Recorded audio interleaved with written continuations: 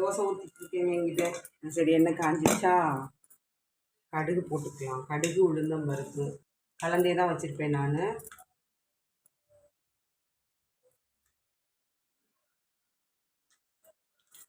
கொஞ்சம் கருவேப்பிலை போட்டுக்கலாம். இது மேலே பேசுதா என் பையன் தான் வீடியோ எடுத்துட்டு இருக்காங்க. கொஞ்சம் பெருங்காயத்தூள்.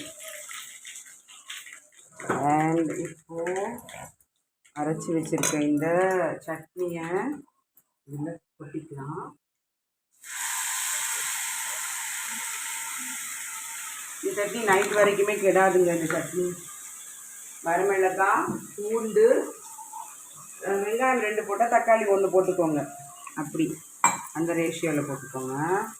நல்லாயிருக்கும். வதங்கினா ரொம்பவே டேஸ்ட்டாக இருக்கும். இட்லிக்கும் நல்லாயிருக்கும், தோசைக்கும் நல்லாயிருக்கும்.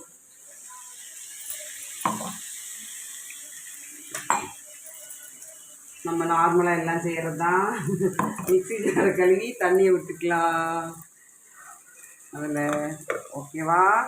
இந்த சைடு நான் அப்படியே எண்ணெய் ஊற்றுறேங்க. தோசைக்கு எண்ணெய் ஊற்றுறேன். ஐயாவுக்கு தோசை கிறிஸ்பியாக கேட்பாரு. ஆமாம், அந்த சட்னியும் வதக்கிட்டு சாப்பிட கொடுத்துடலாம். சிம்மில் வச்சு சுண்ட வச்சுக்கோங்க. எண்ணெய் மேலே தெளிகிறப்போ இறக்கிடலாங்க. அவனுக்கு பசிக்குதான், அது பசிக்குதுன்னே வீடியோ எடுத்துகிட்டு இருக்கான்.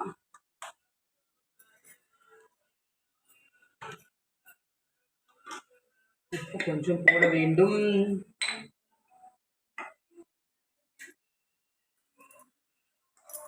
நான் மேக்ஸிமம் கல் உப்பு தாங்க யூஸ் பண்ணுவேன். தூள் உப்புனா ஏதாவது உப்பு பத்தலைன்னா மிக்ஸ் பண்ணுவோம் பாருங்கள், அதுக்கு மட்டும்தான் டேபிள் சால்ட்டு. மற்றதெல்லாம் ராக் சால்ட் தான் யூஸ் பண்ணுவேன்.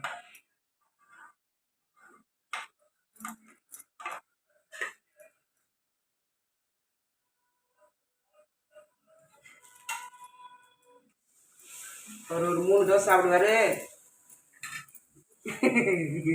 ஏன் 3 தோசை பத்தாதா உனக்கு? அப்புறம் எத்தனை தோசை வேணும்? 4 தோசை. 4 தோசை சாப்பிட்டு ஸ்கூலில் போய் கிளாஸ் ரூம்ல தூங்கி விடுறதுக்காடா? ஏண்டா இன்னைக்கு எல்லாமே சப்ஸ்டியூஷன் தான் பீரியட் வரும்.